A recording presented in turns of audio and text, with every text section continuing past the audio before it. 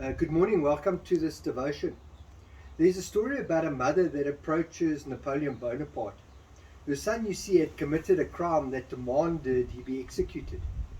And the story goes that he even committed this crime twice.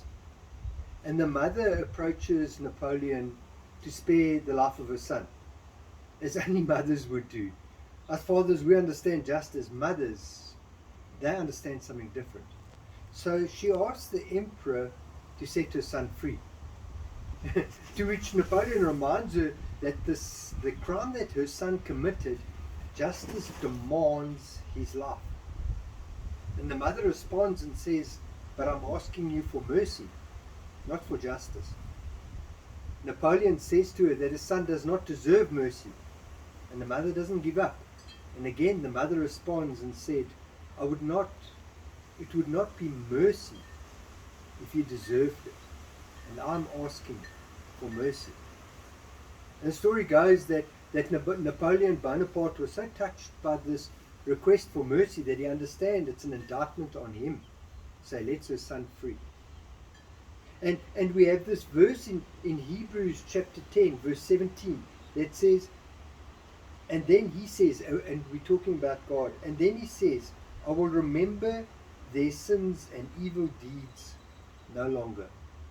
It's interesting because the author is quoting an ancient text from the prophet Jeremiah, where God is reminding them and ultimately us that a time is coming when God's people will be blessed with mercy.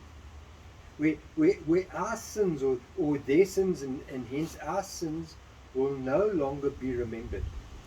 No longer be remembered intentionally by God.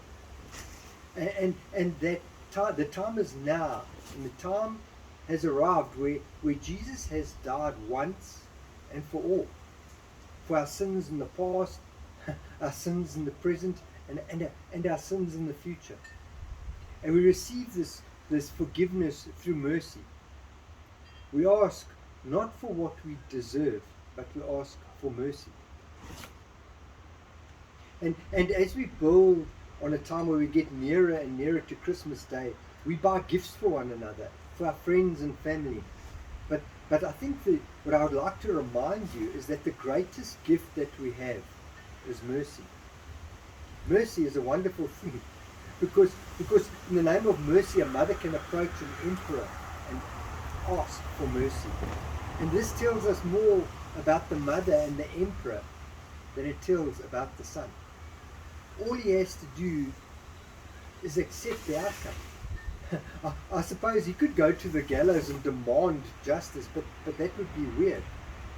Mercy is what we have on offer in our lives, in the transaction between Jesus and God. And all we have to do is accept it. But there are so many of us that end up at the gallows demanding justice, relying on justice, and justice is going to find us short. And there are so many of us that want to earn mercy.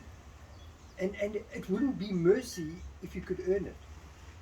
And there are some of us that have to be constantly reminded that God has chosen to forget, chosen to forgive our sins of the past, our sins of the present, and our sins in the future.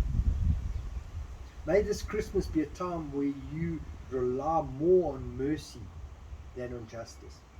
And may this Christmas to you be a time where you learn that mercy and forgiveness and forgetting our sins is something that we cannot earn, something that is undeserved. And may you be constantly reminded this Christmas that you are beautiful, that you are forgiven, that you are loved in the eyes of God. Until we meet again, grace and mercy.